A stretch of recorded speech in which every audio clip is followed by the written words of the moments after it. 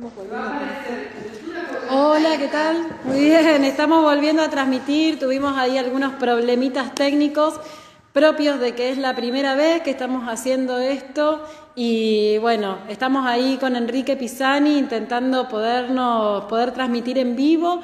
Pero bueno, como les decíamos, muchísimas gracias por esperar.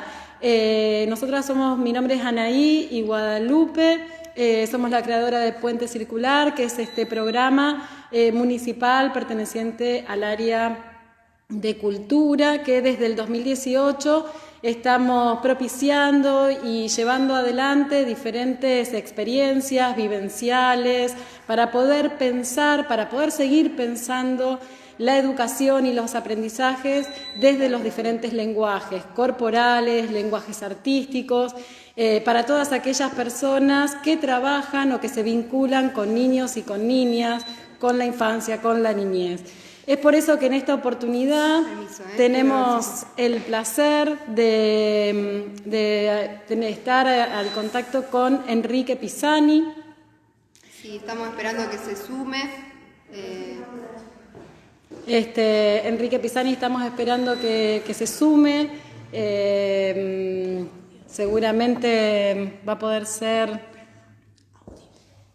Gracias a Daniela y Vicky que nos están asistiendo. Ya seguramente. Ahí estamos. Ahora lo vamos a ver. Hola Enrique, ¿estás ahí? Sí, me parece que en esta oportunidad. Hola Enrique. Hola, bueno, ¿ahora me ven o no? Sí, ahora te vemos. Y ¿Cómo estamos Ok, estás? está bien, está bien. No, lo que fallaba era que yo no sabía que había que aceptarlos primero, que había que seguirlos para después iniciar todo esto. Pero No bueno, hay ningún problema, estamos aprendiendo. Para nosotros también es la primera está bien. Lo que experiencia. pasa que yo no sé cómo escuchan mi voz, pero la de ustedes las escucho muy lejos. Bien, nos vamos a acercar un poquitito. Nosotras estamos por el tema del distanciamiento social, estamos tratando de no estar tan juntas. No, no, no te escucho, no te escucho. Que por el distanciamiento social estamos intentando no estar tan cerquita, pero bueno, nos vamos a acercar un poquitito más. Ahí nos escuchás un poquitito mejor. A vos te escucho bien, a la que no escucho bien es a tu colega que está atrás. Bien, Bueno, voy a tratar de hablar más fuerte. Está bien.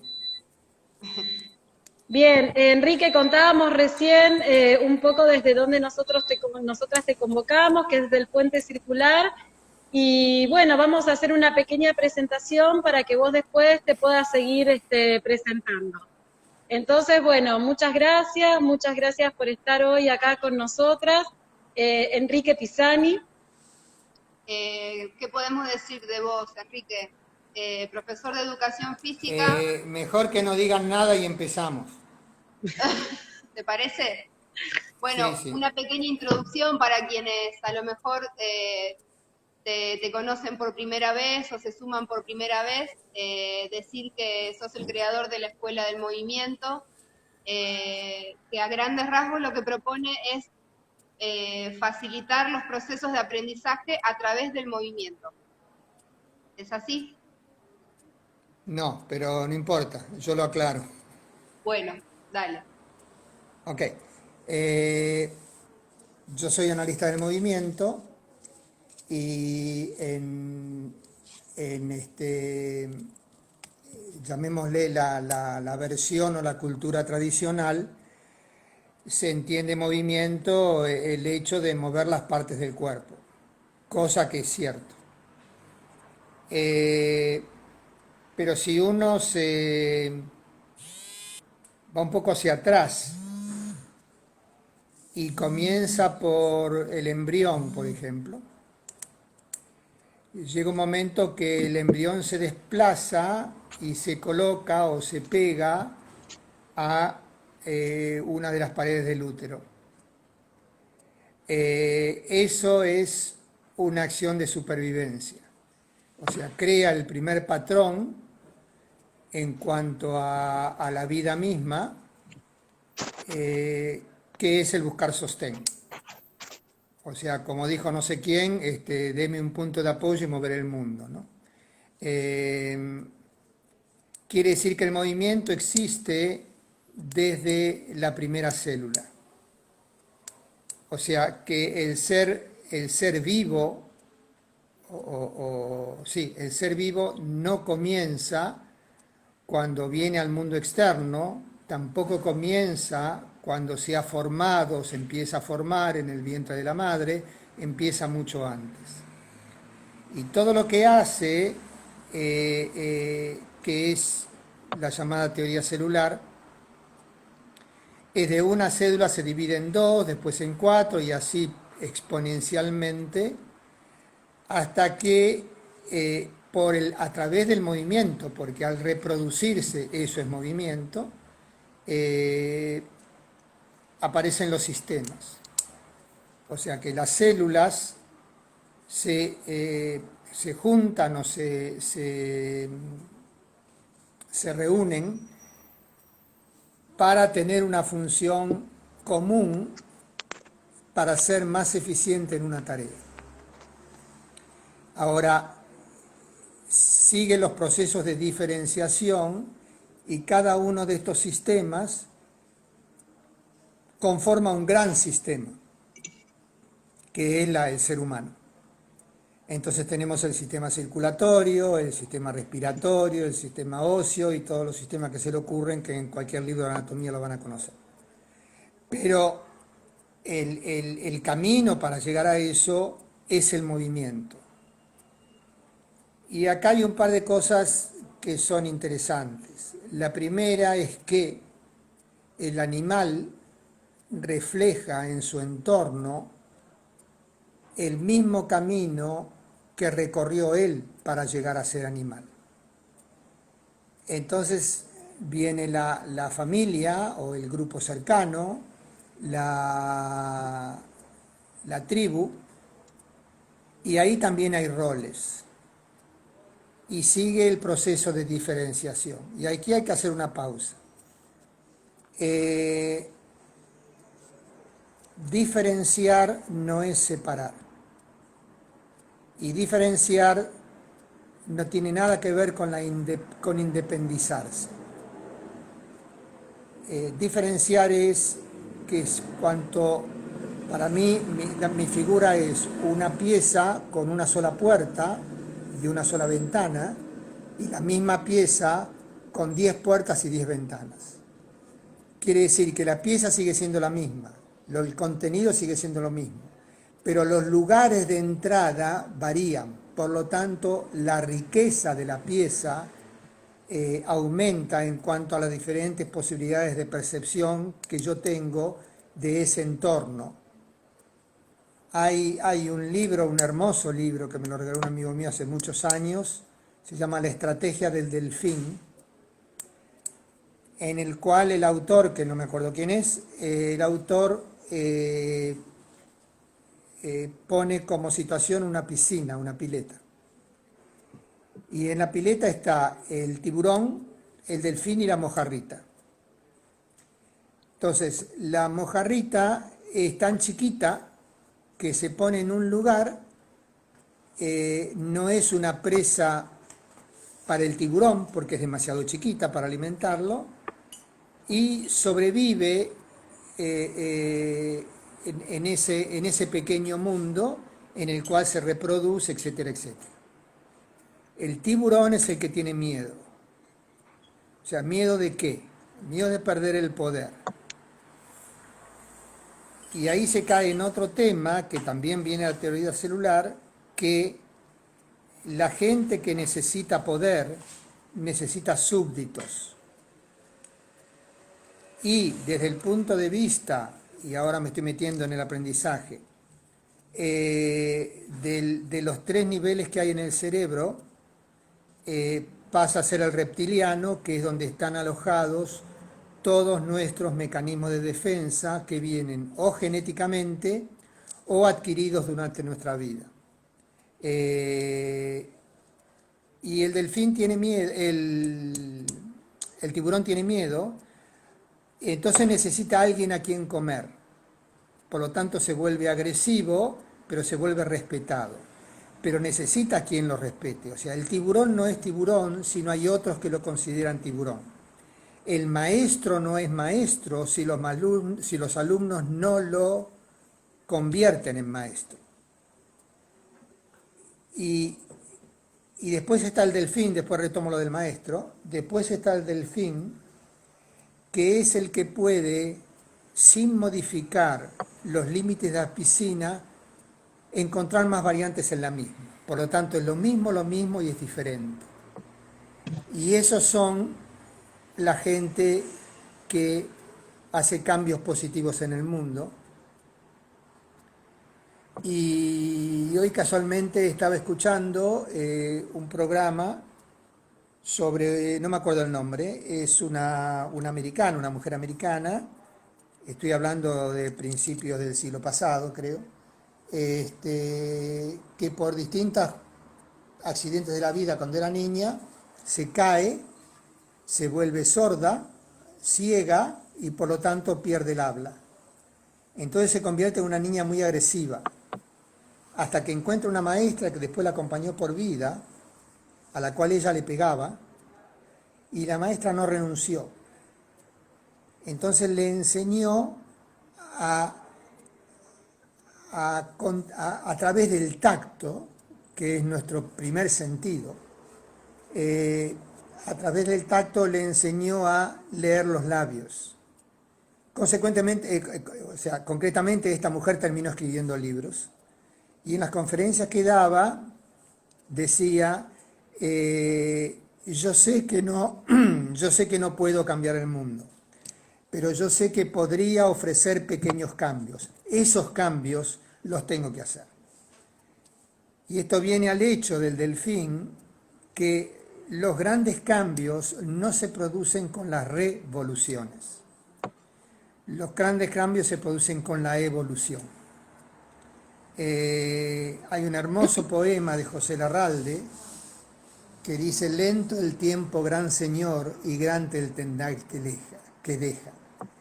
Son pequeñas cosas que son muy lentas. Los otros son promesas de panaceas para usar poder y necesitar usar poder, que es el tiburón. Mientras que el delfín logra crear en esa piscina muchas alternativas para moverse. Eso para mí es el maestro, el que ofrece alternativas y no el que enseña.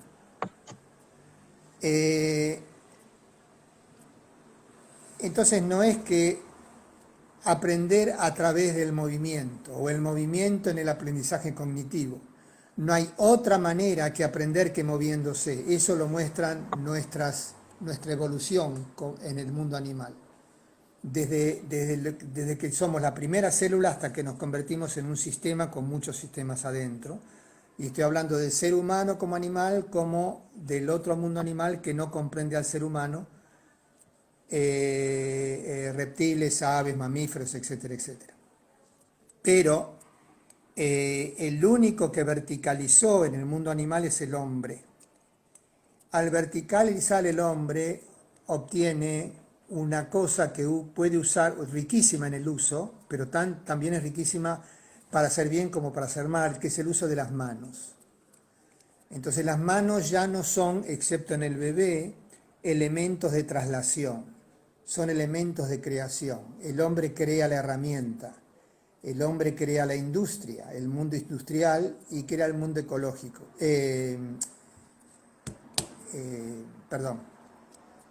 Industrial, no ecológico. Económico, quise decir. Yo vuelvo sobre el mismo tema. En el momento en que mi cerebro, por estar vertical y tener una visión más lejana en el espacio, empieza a tener posibilidades de abstracción. Y con la abstracción viene los mandatos que en un momento fueron muy útiles para la supervivencia del ser humano.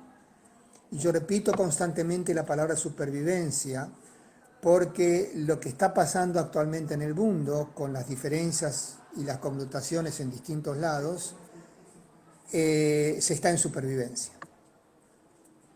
O sea que no me acerco porque hay que respetar la distancia. Me tengo que poner la mascarilla o no me tengo que poner la mascarilla. Me tengo que lavar las manos cuando llego a casa.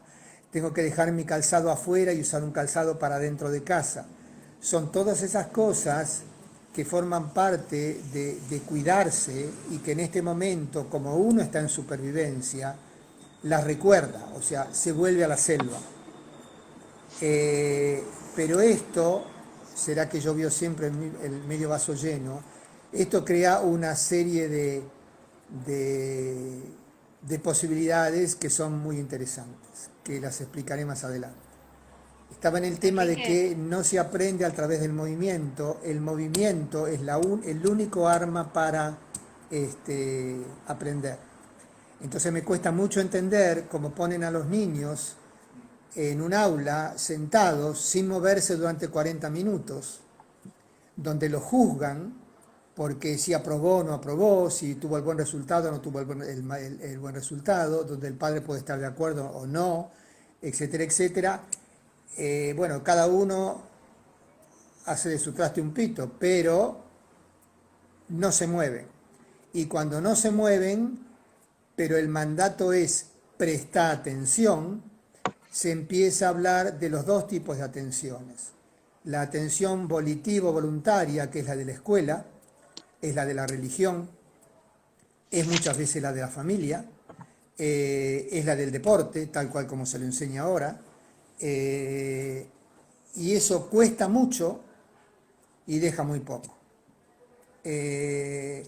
Yo empecé a manipular y a tomar en consideración la fórmula de la gravedad cuando me empecé a dar cuenta que en un mundo gravitatorio en el cual vivimos, o cedemos a la gravedad, por ejemplo, nos caemos, pero no nos caemos por accidente, me dejo ir al piso, o salgo del piso, que es lo que hace el bebé, si es un bebé típico en el primer año de vida, lo cual le costó al mundo animal 5.000 millones de años, un bebé lo hace en un año.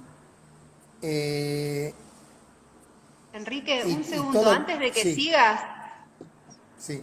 Quería solamente hacer una aclaración porque vemos que hay mucha gente que nos está siguiendo y que están saludando y no aclaramos al principio que quienes quieran hacer preguntas, escribirlas en los comentarios, pueden hacerlo.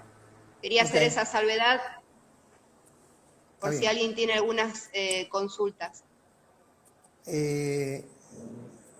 A mí me ha escrito por Messenger una docente de Pueblo Ester, que para variar no me acuerdo el nombre porque no, a veces pienso que lo hago a propósito, que también ella es maestra, creo que de jardín y de los primeros años de la escuela primaria, y también es, si no me equivoco, algo relacionado, profesora de teatro, que dijo que no podía, porque no le cabe internet, porque no le cabe Instagram en su teléfono porque lo tiene lleno, porque tiene que dar las clases vía WhatsApp.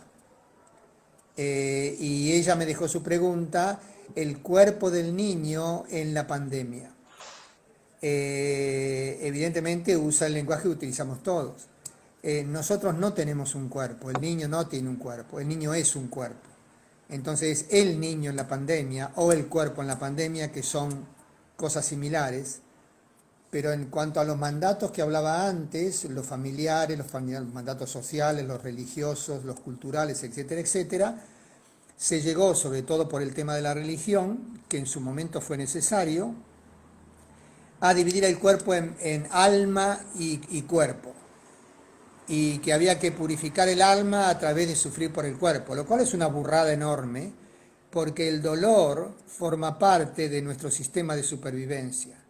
Por lo tanto, sentir dolor no purifica nada, hace mal y corta conexiones, porque el dolor es una alarma que tenemos para decir que la casa se está quemando. Entonces, como decir, bueno, yo cada tanto quemo mi casa, así la limpio. Entonces, lo que quiero dejar en claro es que Movimiento y aprendizaje son sinónimos, pero sin movimiento no hay aprendizaje, hay instrucción. Entonces el aprendizaje considera la instrucción, pero la instrucción no siempre considera el aprendizaje. Yo entreno a un soldado para matar. Se diría que aprende a matar. No, se lo instruye para matar. Que es distinto a que el matar sea un aprendizaje, por lo menos un aprendizaje positivo.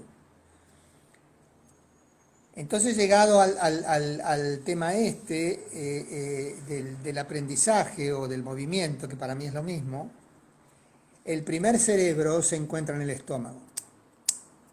El segundo cerebro se encuentra en el corazón. Y el tercer cerebro se encuentra en el lugar ese que llamamos cerebro, que está dentro de la cabeza. Pues la cosa interesante es que el cerebro de la cabeza reproduce los otros dos cerebros. El lenguaje popular muchas veces es muy sabio. En italiano, uno que tiene coraje dice uno que tiene hígado. En España es tener tripas. O sea, se habla de algo que es muy profundo. Y eso en el niño debe ser respetado, si quiero que el niño aprenda. Yo decía que yo aprendí la fórmula de gravedad cuando empecé a darme cuenta que no podía considerar movimiento sin considerar gravedad.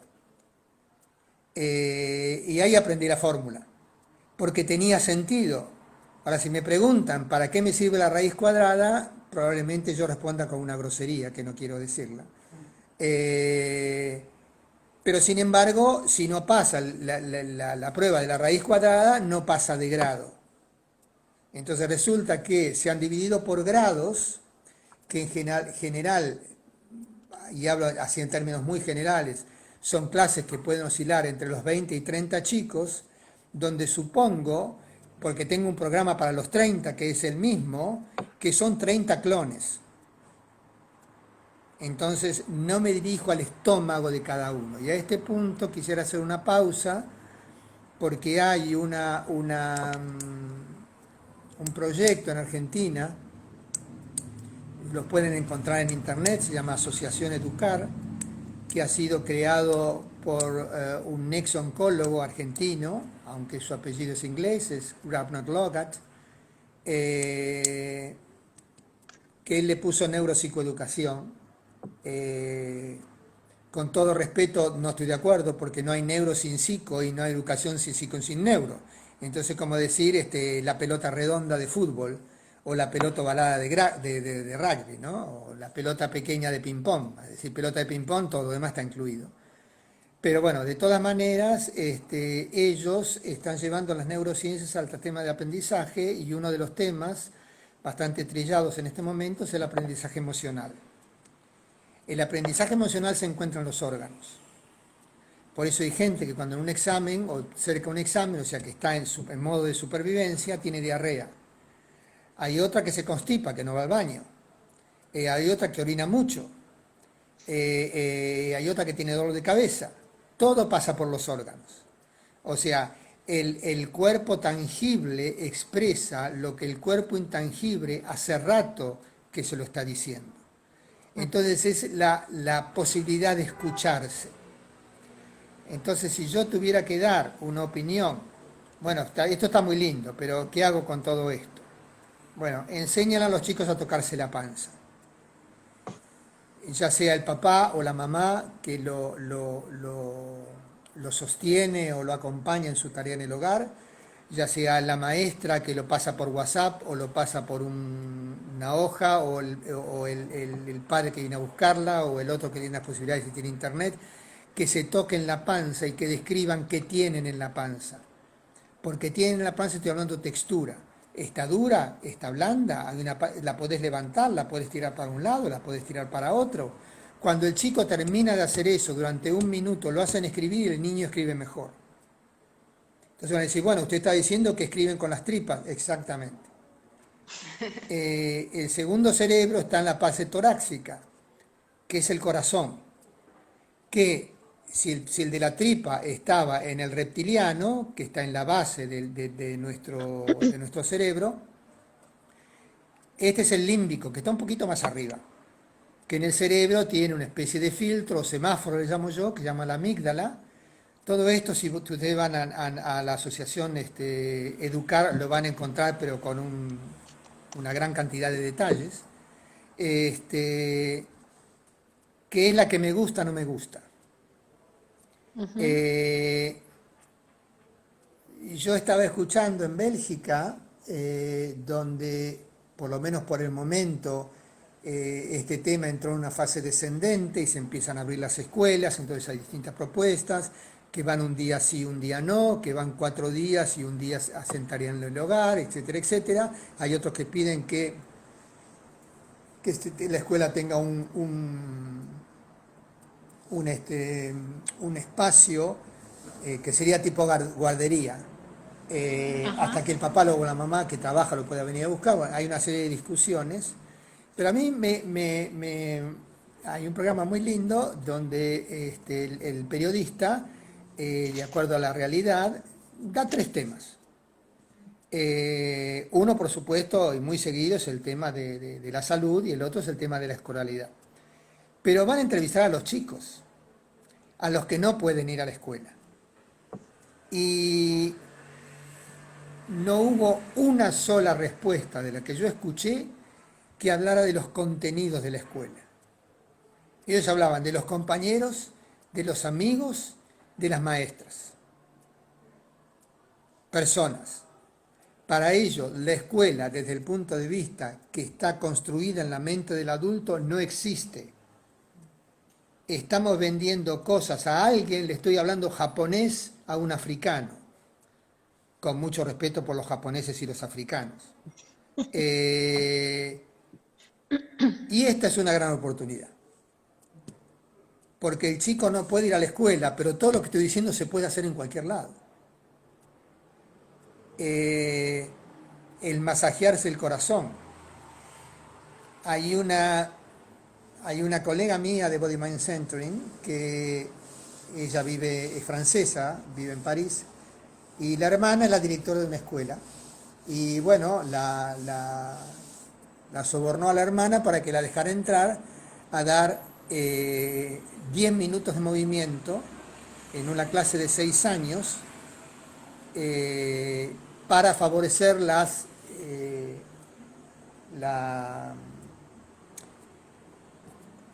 facilidad o facilitar la posibilidad de tener una atención no volitiva. La atención no volitiva es aquella que me cuesta nada y me deja mucho. Por ejemplo, cruzo la calle distraído y me suena un bocinazo muy fuerte, yo salto. Yo no me pregunto si era un camión, si está lejos, si está cerca, no llego ni siquiera a mirar, yo reacciono, supervivencia. Seguramente la próxima calle no la cruzo de la misma manera, porque aprendí. Y este cerebro reptiliano, que el aspecto interesante es que el 80% de las decisiones que tomamos son de tripas, de reptiliano y de límbico, del emocional. El 20% es cortical, que es lo que llamamos nosotros inteligencia.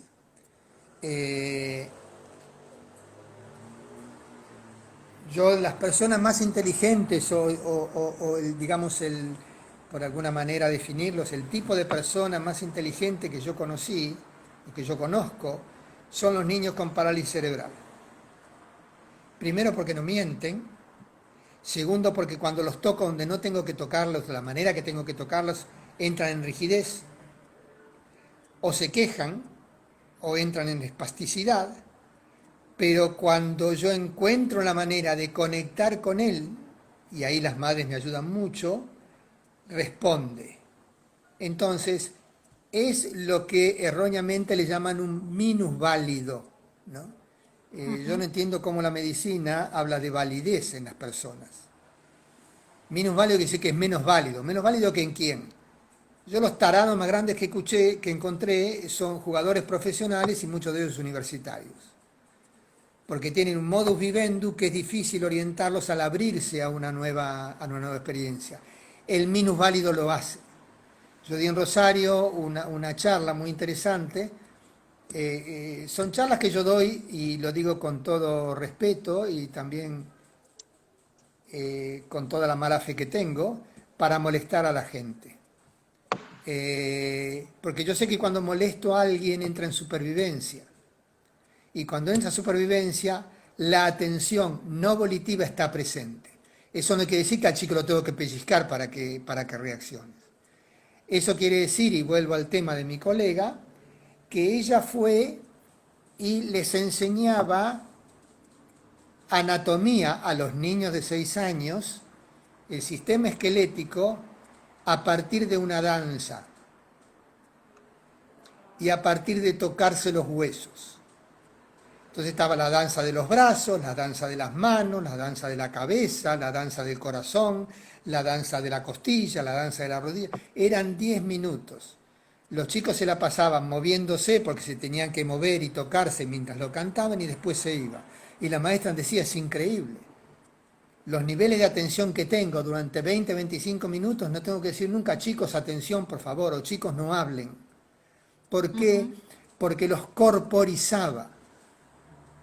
Bueno, en este momento no tenemos, y fíjense la barbaridad que voy a decir, no tenemos el lugar que nos descorporiza, que es el aula, tal cual como está concebida.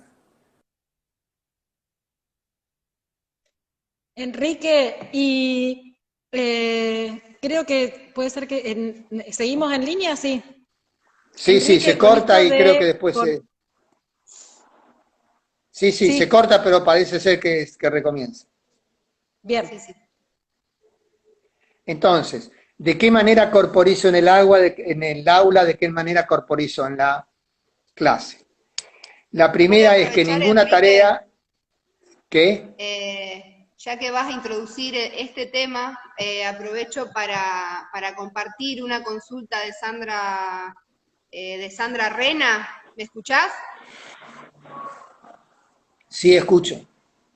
Bien, Sandra Rena nos pregunta cómo hacer cuando muchas veces no se cuenta con el espacio físico adecuado en el aula para hacer actividades o para poner el cuerpo en movimiento.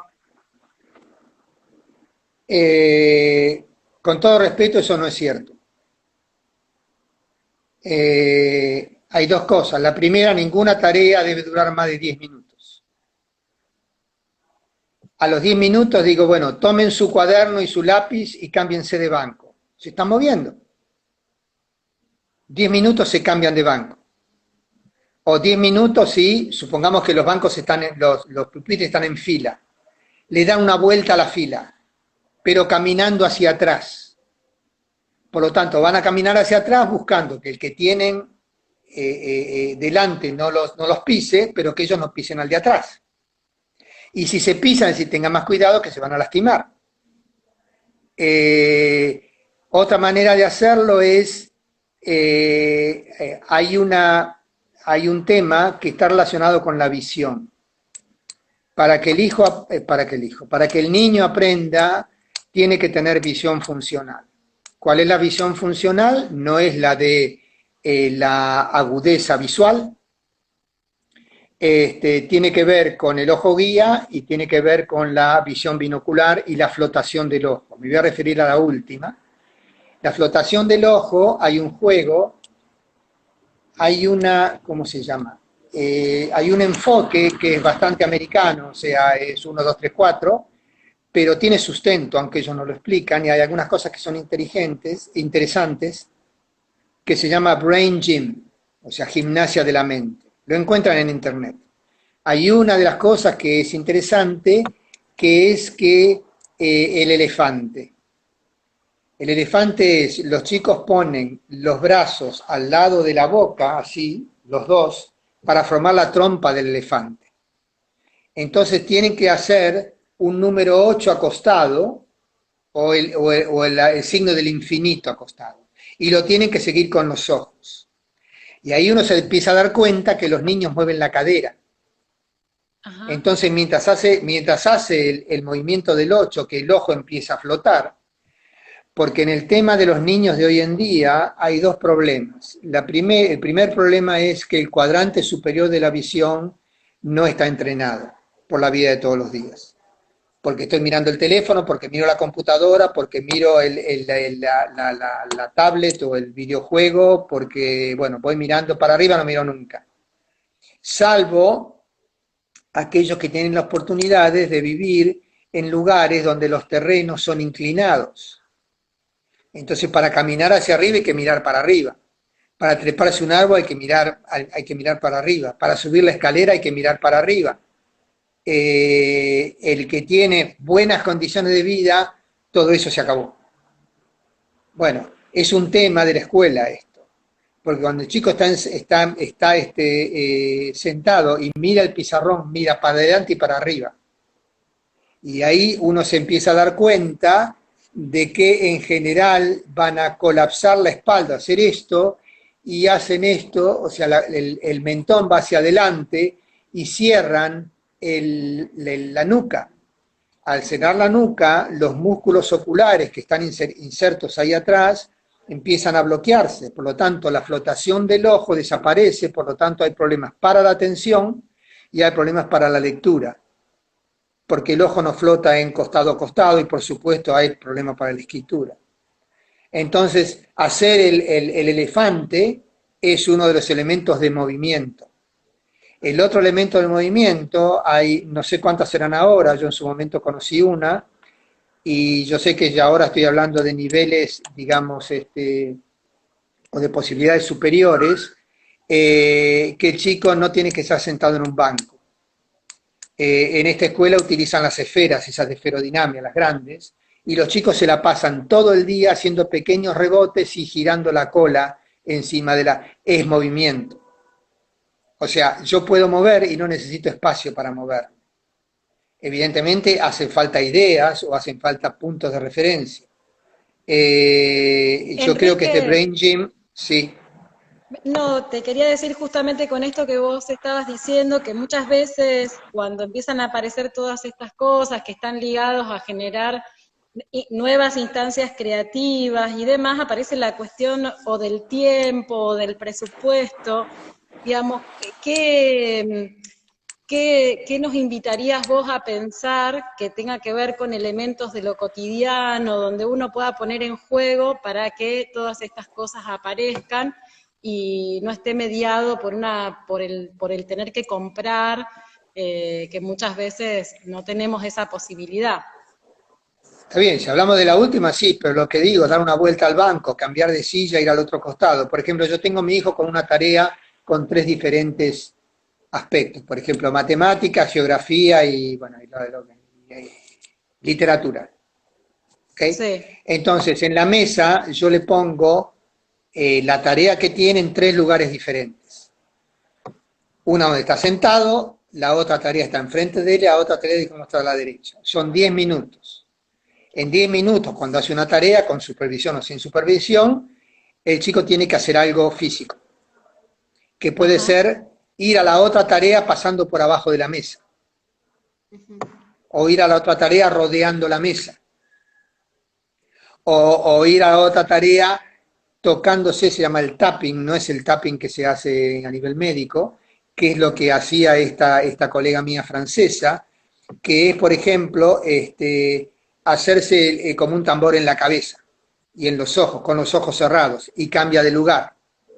O sea, constantemente cambia de foco, porque el niño es así. Cuando vemos a un niño correr, no corre una maratón. Y cuando yo veo, y esto me enoja muchísimo, a los entrenadores de niños, ya sea en voleibol, en básquetbol, en fútbol, hacerle dar vueltas a la cancha para entrar en calor, le digo, pedazo de burro, el chico no es eso, eso sos vos.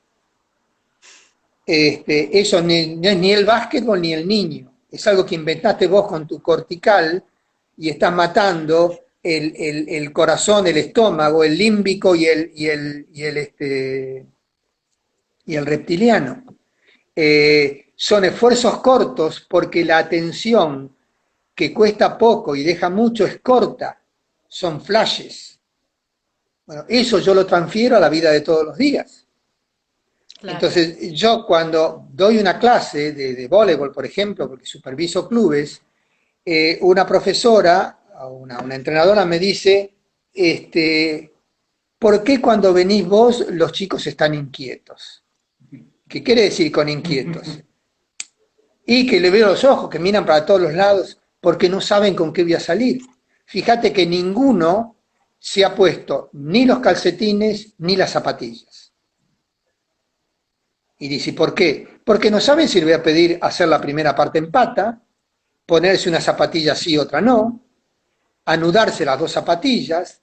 Entonces, ¿qué vienen? Y ahí en la Asociación Educar hay uno de los profesores que tienen, que hizo un artículo muy lindo que se llama Una jirafa en el aula. Dice, ¿qué pasaría con los niños si ustedes ponen una jirafa en el aula? Bueno, eso es poner la jirafa en el aula. Estoy hablando de agarrar un animal y meterlo en el aula. Ojalá pudiera. Quiere decir que nunca el chico tiene que saber qué es lo que va a hacer, pero sabe que va a ser divertido. Y sabe que si no es divertido, que el maestro le va a cambiar la vuelta. El maestro no enseña, el maestro acompaña, es el chico el que enseña al maestro. Si yo no veo al chico moverse, si no veo al chico, y ahí hay distintos aspectos, está el preguntón, está el callado. Entonces, ¿cómo hago que el callado hable y que el preguntón mantenga una línea de preguntas y no pregunte por preguntar? Cuando el preguntón pregunta una cosa tras de otra, una cosa tras de otra, algo no funciona en su visión. Sobre todo o focaliza demasiado o tiene algo en los ojos, por ejemplo. Un amigo mío, cuando hablo de estas cosas, me dice, vos estás completamente loco, ¿no? Y yo le digo, bueno, gracias por el piropo, ¿no? Si yo a los niños les digo, pónganse el lápiz delante de la nariz a 40 centímetros y muevan el lápiz 10 centímetros a la derecha y a la izquierda y síganlo con los ojos. Entonces, cada vez que pasa un chico lo miro y le miro un solo ojo. ¿Es que el ojo flota o el ojo salta? No hace falta ser un genio para hacer eso. Si el ojo salta es el preguntón. No puede asentarse en un lado. Evidentemente, salvo que sea una escuela especial, no creo que se pueda hacer ejercicios de visión en aula por la cantidad de niños, pero sí se puede hacer algo para estabilizar los ojos. Ajá. Y la primera cosa que se hace para estabilizar los ojos es mirar los pies a los chicos. Todo niño con una pierna puesta abajo de la cola y sentado de costado no tiene estabilidad. Y generalmente esa pierna va a ser, está encogida, va a ser la pierna del lado del ojo guía. Por ejemplo, si mi ojo guía es el derecho, yo voy a tender a que mi campo visual de derecha esté más abierto que el de la izquierda. Por lo tanto, los niños que son muy inteligentes van a poner la hoja a la derecha para utilizar el campo que me es más fácil, pero para torcer la cadera pongo la pierna abajo de la otra pierna encima de donde estoy sentado y me quedo todo torcido pero mirando para el lado que puedo. Y eso no hay que corregirlo. A eso hay que darles ideas a eso. Entonces, por ejemplo, una idea es, sobre todo interesante si es invierno y hace frío, es sáquense los zapatos y pongan los pies en el piso. Tiene que ser segundos para que no se resfríen. ¿Está frío o está caliente? Y está frío. ¿Cómo harían para calentarlo? Y ahí empiezan a mover los pies o a patalear. Entonces dice, mirá cómo Gustavo patalea, pataleemos como Gustavo. O mirá cómo Julia mueve el pie de un lado para el otro. Mirá el otro que va del talón a la punta del pie. Pónganse los zapatos, sigan escribiendo. Y el cuerpo se estabiliza. ¿Por qué entraron en contacto con la gravedad? Porque se corporizaron a través de un apoyo que es el suelo. Es el embrión que busca la pared del útero de la madre. De ahí venimos. Hasta que no se entienda eso, va a ser instrucción. Y lo que voy a decir ahora de ninguna manera tiene una intención de describir. Ahora, si alguno se quiere tomar el trabajo de dar juicio de valor a lo que yo describo, bueno, no nos vamos a entender nunca. Yo describo una situación, una maestra o habla, vía como esta maestra que me escribió, vía WhatsApp o vía internet, o le mando un video, o el papá le viene a retirar la hoja con los deberes para el colegio, o le llegan a la casa. ¿Cuántas maestras dan algo que tenga que ver con sentir su cuerpo? Y si es visual, así como estamos nosotros. ¿Cuántas le preguntan cómo es tu día? Si dormiste bien. ¿Cuántas maestras saben si le gustan las papas fritas o no? Eso es supervivencia. Al chico se le está hablando o se le pide que hable de él, de que es su mundo, y eso es la escuela de movimiento. La escuela de movimiento es un espacio que está creado desde el niño y para el niño, y donde el monitor observa lo que el niño hace, y a partir de lo que el niño hace, si tiene suerte puede proporcionar algo que le dé al niño otra opción, pero nunca dice si está mal o está bien. Y tiene 3 niveles. El primer nivel es libre, el niño hace lo que quiere. Y ya te lo he comentado, hay una querida amiga que yo cada vez que puedo dar una clínica sobre esto la invito a que ella hable, de Rosario, se llama Zulema Tixe, con X, que ella tiene, bueno, ella es una licenciada en Bellas Artes, pero trabaja en educación. Ella parte de la idea que escribir se aprende a partir del garabato. Ahí digo, bueno, qué interesante, empezar una clase de niños, aunque ya escriban, que hagan garabatos. Que hagan una hoja donde hagan lo que se le da la gana. Y yo observo.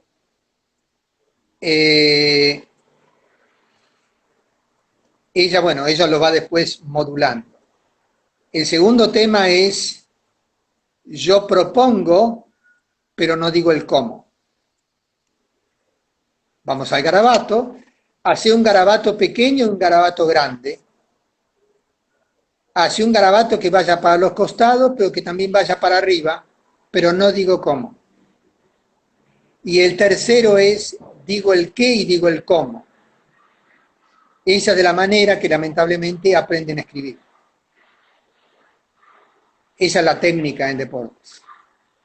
Lo cual no tiene nada de malo, ni de bueno. Pero la primera parte es la otra, porque en la otra el chico me va a mostrar qué es lo que tiene para que yo pueda tener acceso a lo que él tiene. En la otra, el niño viene hacia mí, hacia donde yo estoy, que en el colegio es el programa. No quiero decir que no hay que tener programas. Lo que quiero decir es que, como el delfín, en la misma piscina, el tiburón caza y come porque tiene miedo, y el delfín encuentra muchos lugares sin variar el lugar. Entonces hay puntos en lo corporal que son los pies, los otros puntos son los isquiones. Los isquiones, para los que estén sentados, si se meten la mano, y tienen que hacerlo con cuidado, abajo de una nalga, y si aprietan el cachete de la cola contra la mano, atención que se puede lastimar, van a encontrar un hueso que hace punta.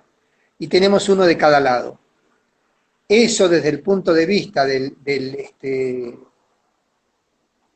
movimiento son los talones de la pelvis, que tienen que ver con los talones del pie. Los talones del pie son aquellos en que yo me anclo en el piso para ir hacia la punta y desplazarme hacia adelante. Es un punto de anclaje. Y el único que lo tiene, si no me equivoco, es el hombre. Porque los animales no tienen ese tipo de talón. Hasta los animales utilizan lo contrario. Utilizan de la punta del pie hacia atrás para impulsarse. Y hay animales que no tienen pies. Entonces son lugares de anclaje. ¿Qué quiere decir anclaje? Contacto con un soporte. Sostén precede movimiento. Entonces, si yo al niño que está en la escuela o que está en la casa le pongo, yo no digo una pelota de esas esferas, porque bueno, hay temas económicos, digamos una toalla enrollada, pero en un solo lado de la cola. Entonces que cada tanto lo apriete un par de veces y siga escribiendo, que lo apriete después del otro lado de la cola. Le llevo la atención al cuerpo, lo saco de la atención volitiva, entra en las sensaciones. Y ahí hay un tema interesante porque desde el punto de vista del movimiento hay que distinguir sensaciones de emociones, de sentimientos. La sensación es algo que pertenece a nuestro currículum vitae, digamos, de animales. Yo siento la sensación. Ahora, ¿me puede gustar o no gustar? Puede ser agradable o desagradable. Puede ser leve o puede ser, pero es sensación. O sea, no necesito inventarme la sensación. El ser humano se ha encargado de anular las sensaciones y vive en el mundo de afuera. El hecho, la sensación, una de las maneras que se despierta es con el toque. Por eso digo, masajeate la panza. ¿Y qué sentís cuando masajeas la panza? Decís, nada, pero ¿sentís la mano? Sí. ¿La mano está caliente? Sí. ¿La panza está caliente? Sí. Bueno, tenés una sensación de que la panza está caliente.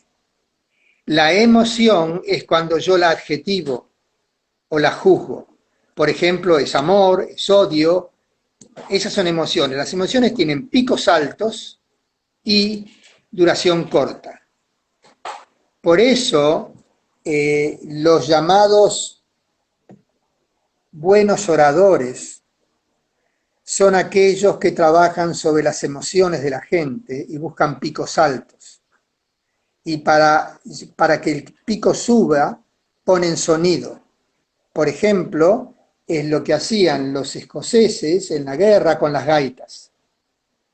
Daban miedo escuchar las gaitas aunque no vieran al ejército escocés. Emoción, de nuevo. Ponerse poner al otro en supervivencia. Yo tengo control, yo soy el tiburón, necesito la presa. Porque el tiburón sin presa no existe. De la manera que el maestro sin alumno tampoco existe. Claro. Y luego están los sentimientos. Cuando las emociones aumentan el tiempo y bajan la intensidad, se convierten en sentimientos. Por ejemplo, que forman nuestros patrones de reacción, ¿no?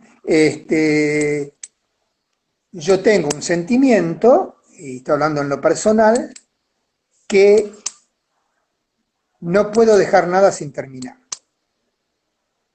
pero puedo no empezar. Pero cuando termino algo, lo reveo y no soporto un error.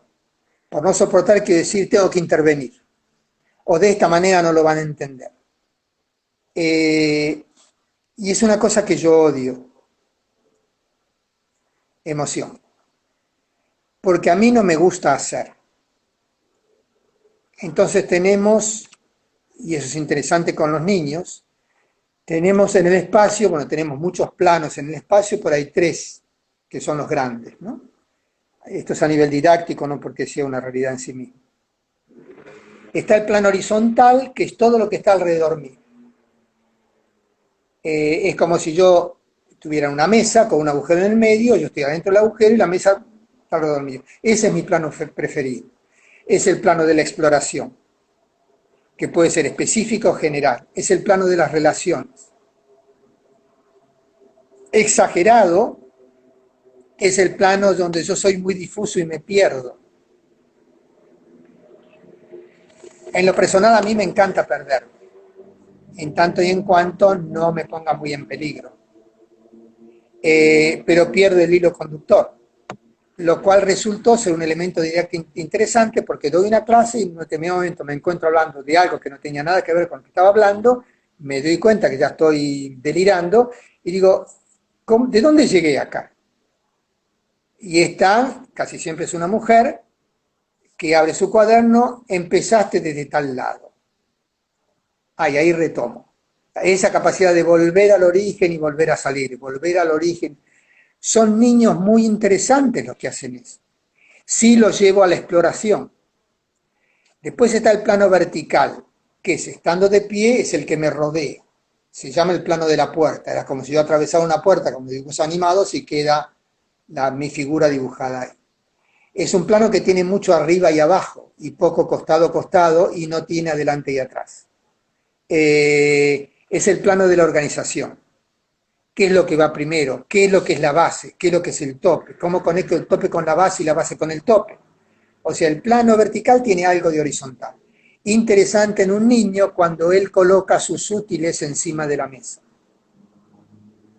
Es que tiene, cuando me dice, bueno, tome un lápiz, ahí va a buscar el lápiz en la mochila, etcétera, o llegó, puso la cosa acá, la otra cosa acá, ordena primero.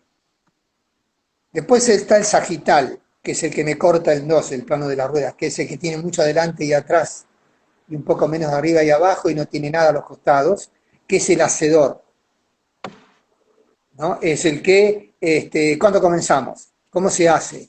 ¿Hago esto primero o esto después? Entonces, se puede observando en los niños diciendo, este va más por la... Entonces, en mi enseñanza tengo que dar momentos de exploración, por ejemplo, en una fórmula, o momentos de poner las cosas en orden. Bueno, primero fíjense, resuelvan lo que están entre paréntesis. El plano vertical, organizo. La otra, bueno, primero toman esto y pongan el signo más, ¿cuánto da esto más esto? Me pongo a hacer. Ahora, cuando yo entro en el plano de hacer, el explorador va a tener problemas. Y cuando me pongo en explorador, el hacedor va a tener problemas. Entonces, como yo comparto la misma información, que tiene poco y nada que ver con la formación,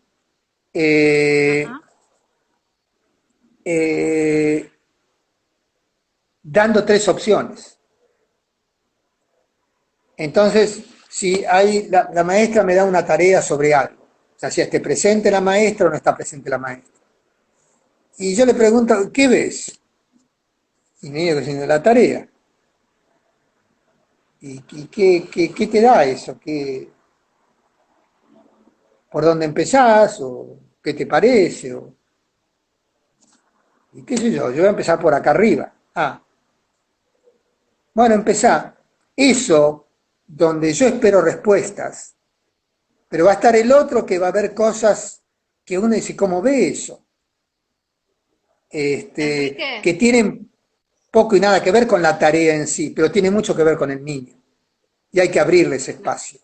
Esta es la gran oportunidad, porque no está la maestra, que guste o no guste, tiene un programa a seguir, tiene objetivos a llegar, y tiene una cantidad de chicos a los cuales tienes que, como dice Ken Robinson, otro autor interesante, y si lo buscan en internet está en castellano, dice que la escuela entrena a chicos para pasar exámenes, lo cual no tiene nada de bueno y de vano, pero de formación tiene bastante poco. Perdón, Enrique, no, discúlpame, mira, estaba... la charla a los 60 minutos Instagram se va a cortar solo y ya estamos cerca y sería una pena que se nos corte sin poder cerrar y sin poder agradecerte. Creo que esta ha sido una muy buena apertura para poder seguir pensando, reflexionando en relación a los niños, a las niñas, en cómo aprenden, cuáles son los modos de poder articularlo, cuál es esto de poder seguir pensando en el cuerpo, en esta integridad que vos nos planteás, en esta manera de observar para que se puedan producir los aprendizajes. Realmente ha sido una charla muy interesante, que obviamente que no va a cerrar acá. Como vos decías, la docente que compartió con vos ese WhatsApp, que es de acá de Pueblo Ester, nosotros tenemos la idea en algún momento de poder hacer con ella y con otras personas que vienen haciendo tu formación una instancia presencial, con lo cual, lejos de cerrar acá, cerramos solamente esta charla, pero queda abierta la posibilidad de seguir pensando, de seguir haciendo, de seguir encontrándonos, ojalá que pronto sea presencial. Y también decirles para todos los que están viendo la charla que va a quedar guardada en las redes de cultura, para que la puedan ver en otro momento, y agradecerle a Singular Arte y a Comes Lisandro que nos saludaron y nos están siguiendo y estuvieron atentos a toda la charla. Se está terminando el vivo, nos quedan 5 segundos. Bueno,